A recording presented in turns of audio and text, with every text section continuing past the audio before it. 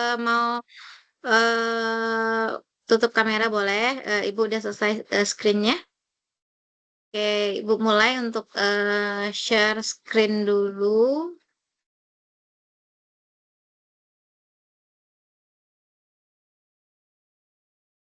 Nah,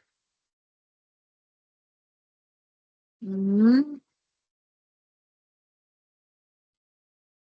Kita mulai, ini web kita terakhir ya, materi terakhir.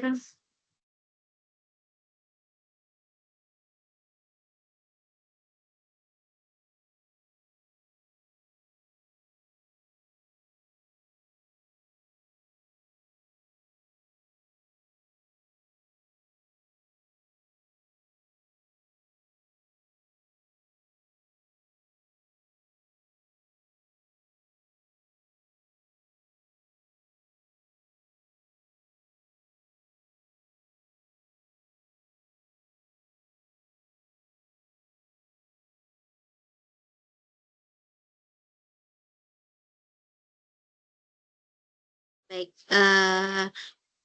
baik Ibu mulai. Assalamualaikum warahmatullahi wabarakatuh. Pertemuan kita yang ketiga ya. Web 4 di sini pemrograman berbasis web MSIM 4309 yang titik 92. Eh, kita lanjut ke materi kita tentang bahasa pemrograman yang paling umum digunakan dalam pembuatan halaman web. Nah, HTML itu bahasa markup yang umum digunakan untuk struktur dasar dan tampilan situs web. Sedangkan CSS-nya adalah bahasa pemrograman yang digunakan untuk mengatur tampilan visual dari situs web. JavaScript merupakan bahasa pemrograman yang digunakan untuk membuat halaman web menjadi lebih interaktif.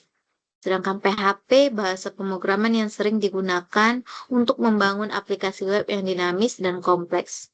Python itu bahasa pemrograman yang mudah dipahami dan sering digunakan dalam pengembangan web untuk selanjutnya gitu.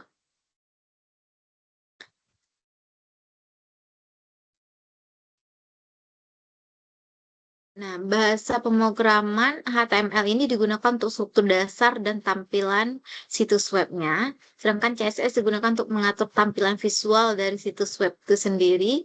JavaScript-nya digunakan untuk membuat halaman web menjadi lebih interaktif. PHP dan Python juga merupakan pilihan populer dalam pengembangan aplikasi web.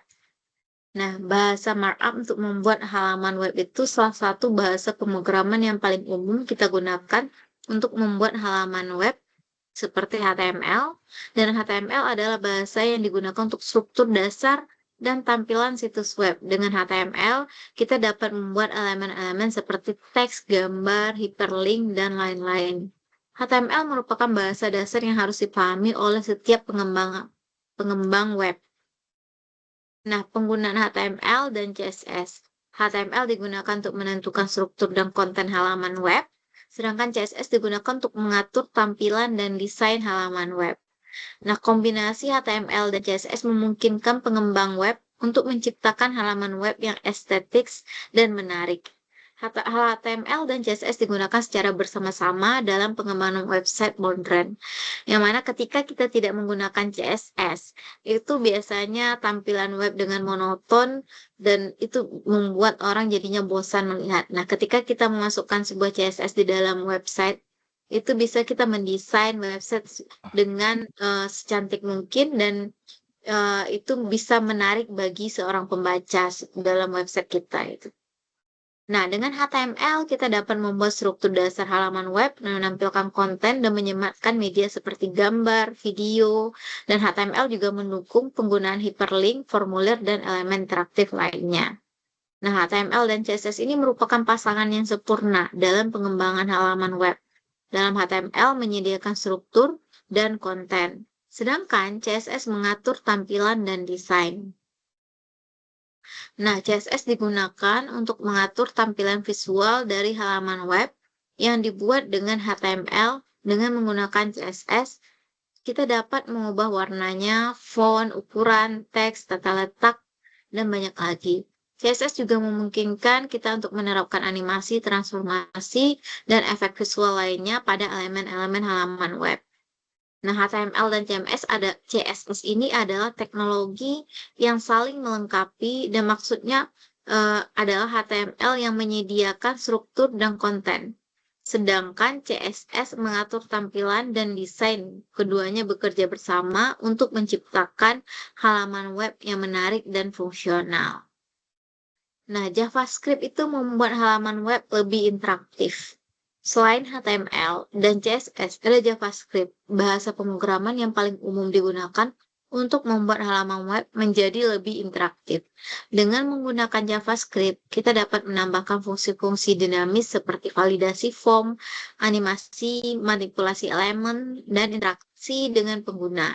Misalnya kita ketika kita menyimpan data, nah nanti dalam ada JavaScript-nya muncul dari pop-up-nya data tersimpan, atau ketika kita membuat login kayak gitu kan, Anda berhasil masuk kayak gitu menggunakan JavaScript nanti. Nah, JavaScript itu merupakan bahasa pemrograman yang serbaguna dan dapat digunakan pada halaman-halaman di halaman web.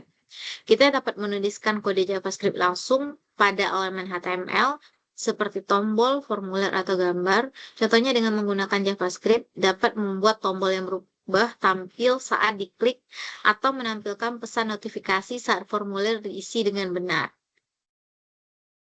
Nah, selanjutnya di saat kita membuat database di SAM dan localhost.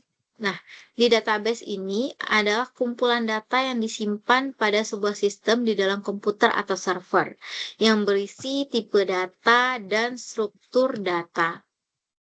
Nah, ketika kita membuat database di dalam lokal, kita dapat lakukan berbagai cara seperti dengan cPanel, FlexPanel, dan masih banyak yang lain. Bagi yang belum memiliki hosting atau server juga bisa membuat database melalui localhost. Nah, di sini kita akan menggunakan SAMPP. Untuk membuat database di localhost, kita perlu melakukan instalasi web server lokal terlebih dahulu. Dan ada banyak web server lokal yang bisa digunakan seperti SAMPP, WAM, LAM, hingga MAM. Namun, dari sekian banyak web server lokal itu tersebut, SAMPP merupakan salah satu yang sering dipakai. Nah, SAMPP adalah perangkat lunak yang terdiri atas Apache, MySQL, dan PHP yang memungkinkan kita memiliki server lokal. Dengan menggunakan server lokal ini, kita bisa memulai untuk mendevelop website, aplikasi, dan juga membuat database. Pada artikel kali ini, akan membahas cara membuat database di SAMPP localhost. Nah, kita membuat database di SAMPP. Langkah pertama itu kita jalankan aplikasi SAMPP-nya. Kita klik Start, Apache, dan MySQL. Kita klik Start Apache dan MySQL yang ini. Kita klik Start kedua-duanya. Nanti kita masuk ke PHP MyAdmin di SAMPP. Dengan caranya ketik di browser dengan alamat URL localhost PHP MyAdmin sehingga muncul tampilan ini, atau kita bisa klik di MySQL ini, nanti diklik yang di adminnya ini. Seperti ini. Nanti Ibu contohkan. Oke, mana dia?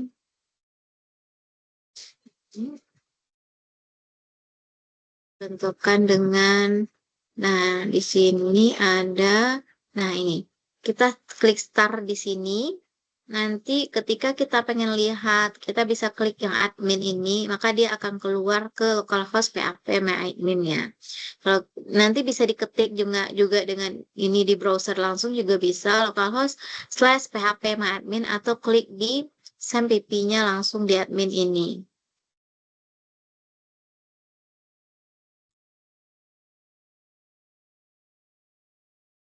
Nah, ketika kita membuat localhost sehingga muncul tampilan seperti ini, maka pada menu database, silakan masukkan nama database yang ingin kita buat. Kemudian kita klik create di sini.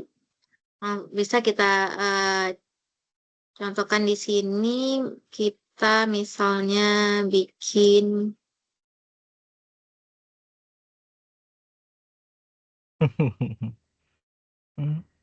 nah ini buat basis data. Nah, kita bisa buat misalnya namanya apa. Di sini kita bikin belajar. Nah, kita bisa buat database dengan klik buat. Nah, ini kita sudah membuat sebuah database. Nah, setelah ini kita bisa membuat tabel dengan create table. Nah, di sini ini membuat tabel, nama tabelnya berapa, jumlah kolomnya berapa, nanti klik buatnya. Nah, nanti kita contohnya tadi di sini kita membuat ada tabel dosen dengan jumlah kolomnya ada 4. Nah, ketika tampil seperti ini, maka akan dibuat ada 4 field dan kita masukkan tipe datanya, misalkan ada tipe data dan pada kolomnya dan yang mana menjadi primary key-nya. Seperti ini kita misalnya membuat nama, NIP, nama, email, nomor HP, dengan jenisnya ada integer, tipe datanya ada varchar, panjangnya ada 11, 50, 50. Mari kita coba. Ya, kita coba langsung praktekkan di sini. Misalnya ini adalah nama tabel dosen. Nanti kita buat di sini. Nah, di sini kita nama kolomnya ini kita bikin tadi ada 4, kita bikin NIP, misalnya ada email dan nomor HP. Nah, ini tipe datanya kita bikin integer, namanya kita bikin varchar, dan email kita bikin varchar, nomor HP varchar aja. Lanjut, kita bikin nicknya 11, nama 50, email 50, nomor HP mungkin 16. Di sini kita harus memastikan NIP itu adalah yang kita jadikan primary key. Maka di sini auto increment, diklik AI-nya ini auto increment-nya, maka dia akan menjadi primary key. Nanti kita simpan di sini. Nah, di sini udah tampil tabel dosen yang telah kita buat. Ada NIP, nama, email, nomor HP. Ini tipe data integer sebagai primary key, maka di sini ada tanda kuncinya ya. Sebagai primary key nanti untuk merelasikan misalnya tabel dosen ini, nanti kita punya tabel lagi misal dengan tabel mata kuliah. Dengan ada mata kuliah berarti ada NIP dosen. Nanti dia terkoneksi masing-masing tabel ketika kita membuat website yang agak besar dengan ada beberapa tabel misalnya gitu ya. Maka kita harus bikin ada primary key-nya. Lanjut ketika ini, nah ini untuk menyimpannya seperti tadi. Nah, ini adalah tampilan ketika kita sudah menginputkan data ke dalam tabel itu. Kita bisa input secara langsung di dalam ini.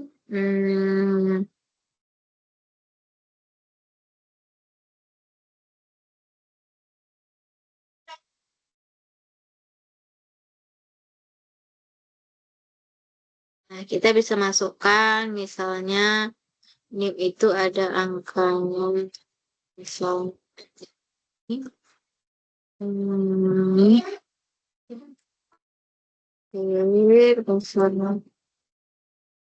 oke, DD 11 ya. Kita lanjut ke nama misalnya email, nomor handphone, kita kirim.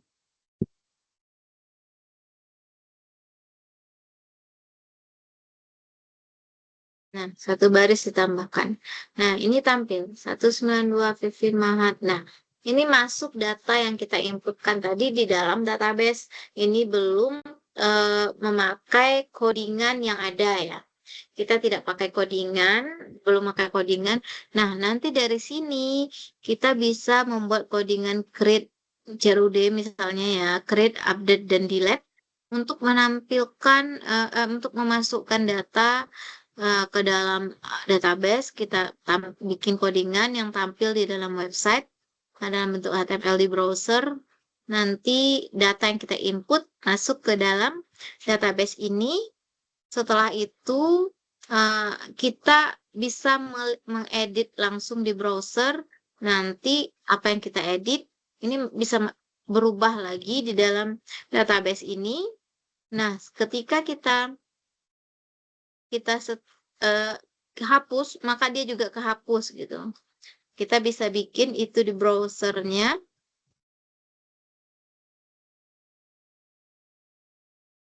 Kita coba dulu di sini ada bikin. Nah, ini kita bikin dalam bentuk indeks yang mana di sini CRUD dosen, di sini dengan codingan CSS-nya kita mengatur CSS-nya. Habis itu di sini kita menggunakan div container menggunakan Vue.js.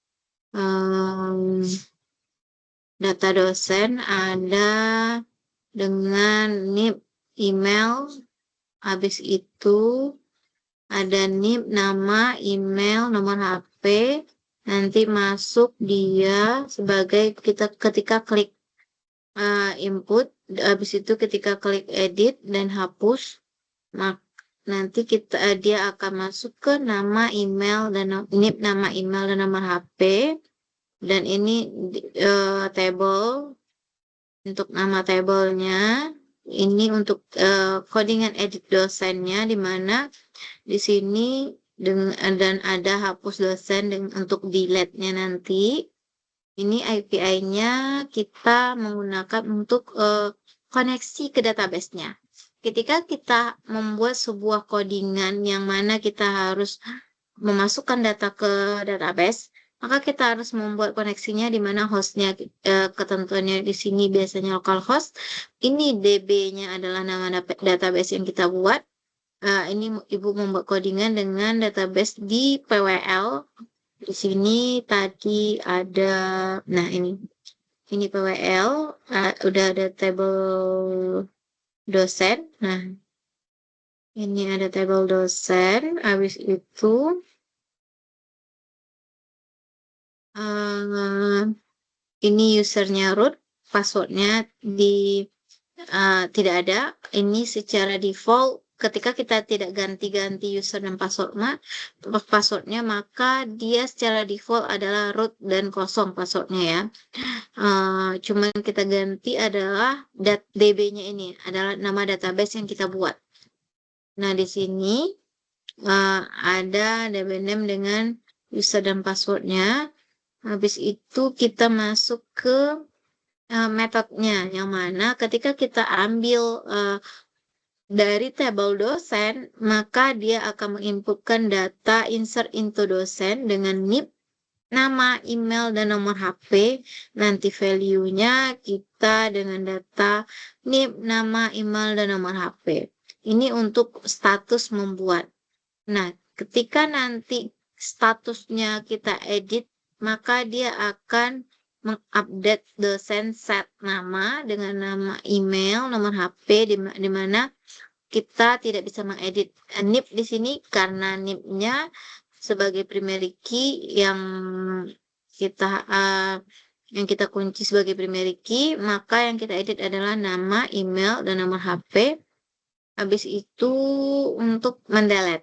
Ketika kita mendelete, ini dia berdasarkan NIP yang mana nih delete. Ketika delete from dosen where NIP-nya, maka dia akan dieksekusi NIP yang itu yang akan misalnya NIP-nya tadi yang 1992. Nah, ini akan dieksekusi untuk delete. Coba kita lihat.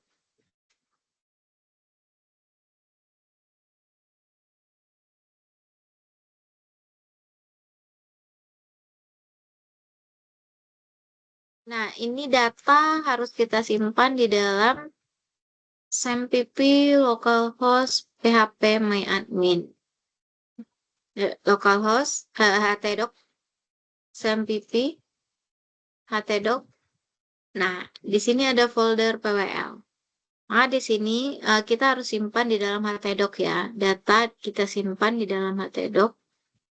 Nah, di sini ada localhost, PWL, tadi praktek. Nah, karena Ibu bikinnya tadi adalah index.html. Ketika kita bikin nama filenya index, maka dan kita buka di dalam browser nama foldernya saja, maka dia akan muncul langsung yang indeks tersebut. Maka dia akan membuka secara langsung indeks tersebut. Tapi kalau seandainya kita bikin misalnya halaman dalam bentuk dosen, maka dia tidak akan tampil. Maka kita harus mengetikkannya juga di sini ada dosennya. Kalau kita tidak bikin nama indeks. Nah, karena tadi bikinnya indeks, maka kita langsung prakteknya aja, maka dia langsung keluar tampilannya. Oke, kita masukkan NIP yang lain ya. 109, 20, 1 misalnya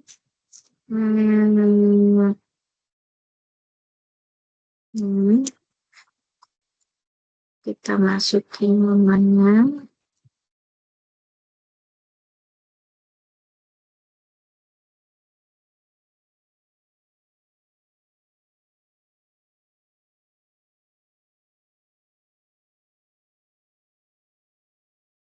Nah, maka datanya muncul di sini ada yang tadi namanya Fatan ini. Maka nanti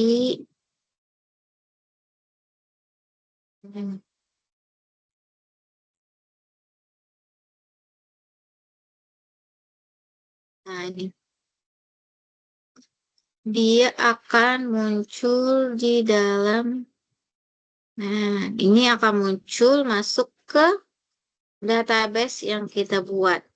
Ini ada NIP, nama, dan email. Nah, kita bisa edit. Misalnya kita edit namanya.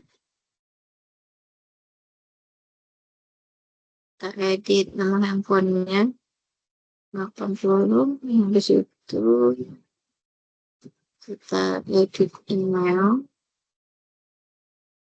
Update. Nah, ini udah ke update. Fatan Livin. Habis itu kita langsung lihat di sini.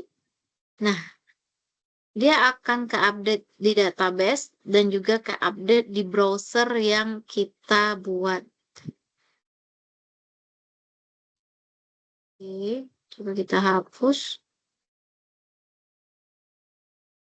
Nah, data yang kita hapus dan dia ikut terhapus di dalam database yang telah kita buat. Sehingga nanti browser yang kita buat itu terkoneksi ke dalam database ini dan nanti database kita bisa melihat semua data-data yang masuk dan data-data yang tersimpan di dalam yang dimasukkan dari browser ke database. Inilah seorang backend bekerja di sini nanti mengolah datanya gitu ya.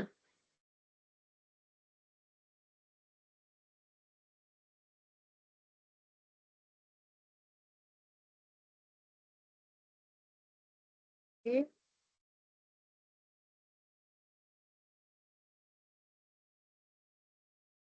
Ini kita sudah berhasil membuat. Nah, nanti ini adalah PHP yang kita pakai menggunakan PHP natif atau PHP murni ya. Nah, di dalam PHP ini kita bisa menggunakan beberapa framework dan ada berbagai macam framework yang bisa kita pakai untuk membuat tampilan sebuah website itu lebih menarik sepertinya Laravel, si code igniter. Terus kita juga bisa nanti nambahin tampilan dengan menggunakan Bootstrap gitu ya. Nanti kita bisa tampilin apa aja eh, yang bisa kita pakai di Bootstrap itu misalnya nanti kita bisa langsung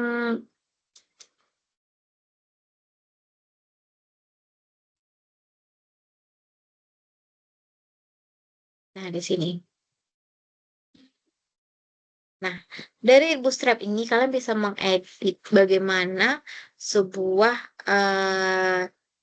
HTML atau HTML yang kita buat dengan tampilan yang menarik gitu. Di sini kita bisa ambil misalnya layout. Hmm, Nah, ini kita bisa ambil ini, nanti tinggal kopikan codingan ini, disesuaikan. Ini seperti ini tampilannya. Nanti kita bisa lihat dari formnya.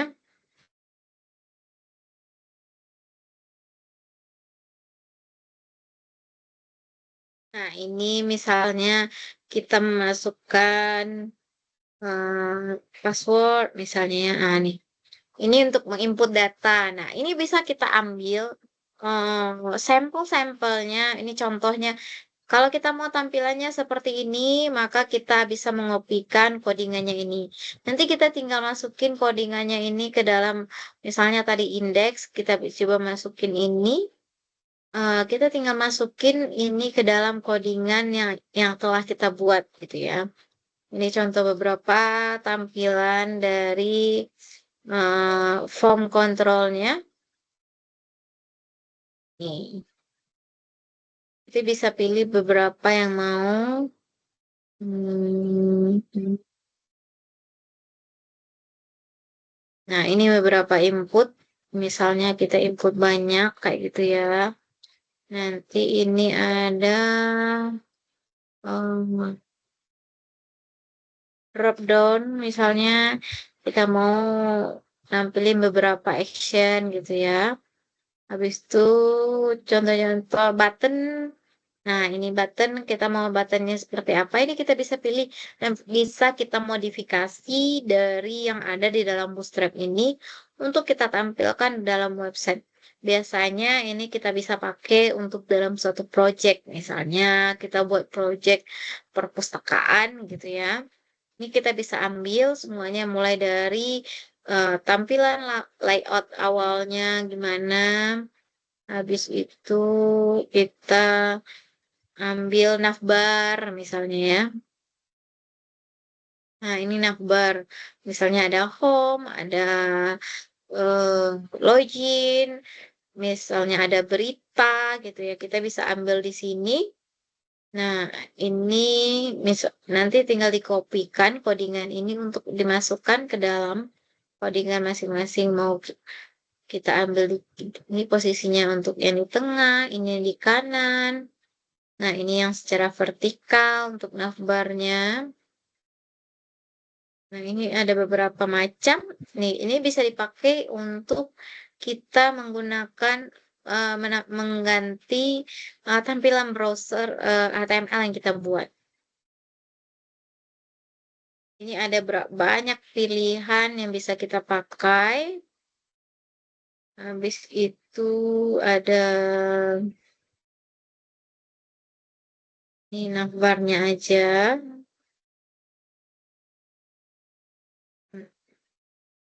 Ini masih banyak beberapa pagination-nya. Ini paginnya ini misalnya ini kita punya berita yang beberapa halaman gitu ya. Kita bisa pakai ini.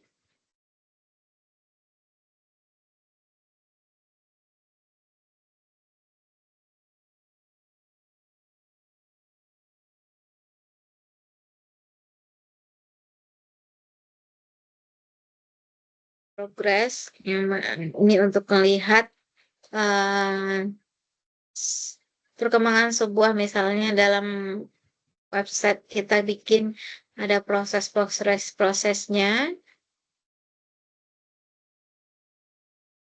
Nah, itu ada berbagai macam. Dan ini Bootstrap ini juga ada versinya ya. Kita bisa melihat versi, kita mau pakai versi berapa. Ini yang terakhir itu adalah versi 5.2 gitu ya. Ini bisa kita lihat codingannya mau pakai yang mana. Ini untuk table, misalnya kita mau masukin table beberapa table. Ini ada macam-macam untuk tampilan-tampilan di dalam tabelnya.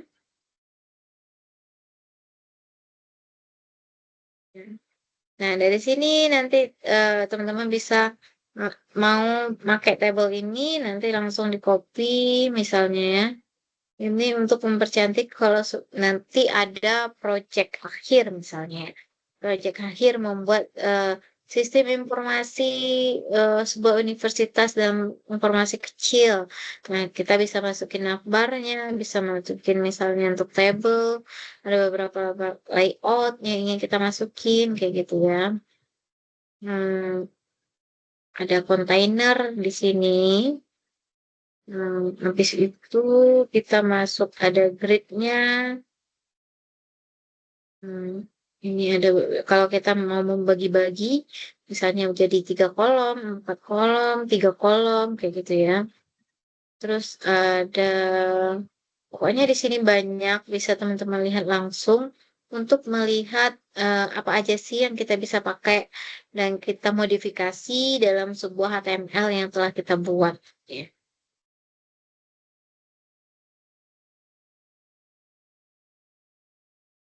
Oke. Em,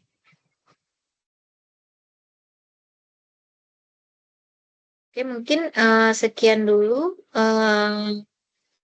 pertemuan kita hari ini. Apakah ada yang ditanyakan? Enggak? Oke. Cukup Bu, Udah cukup ngerjain cukup. tugasnya belum? Tugasnya udah pada dikerjakan belum? Aku udah, Bu. Ini pelan-pelan Bu sambil ini dikerjakan. Sambil kerja ya? Oke. Iya, Kayaknya besok ya terakhirnya ya. Jangan sampai ada iya, yang ketinggalan gitu ya. iya Oke, Bu. Kak. Mm-mm. Takutnya nanti kalian ketinggalan malah nilainya jelek jadinya. Oke, baik, mungkin kita cukupkan di sini dulu. Jangan lupa deadline-nya besok ya itu ya berarti ya. Ini udah masuk, ini materi ini masuk ke tugas kita ini yang itu ya yang 9 besok terakhir ya. Baik, Ibu cukupkan dulu sampai sekian. Kalau seandainya nanti ada yang ditanyakan, bisa tanyakan di grup ya. Sudahi, assalamualaikum. Oh iya, absennya Ibu kirim dulu. Bentar. Bu kirim absennya di sini aja.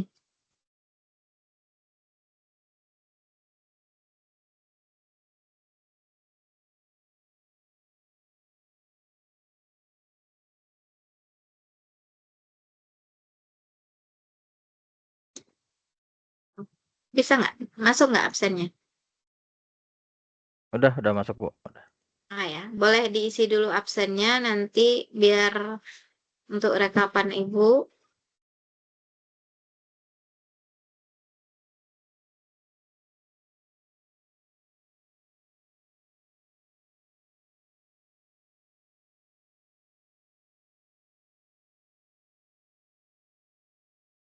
Oke, kalau udah Ibu sudahi. Assalamualaikum warahmatullahi wabarakatuh.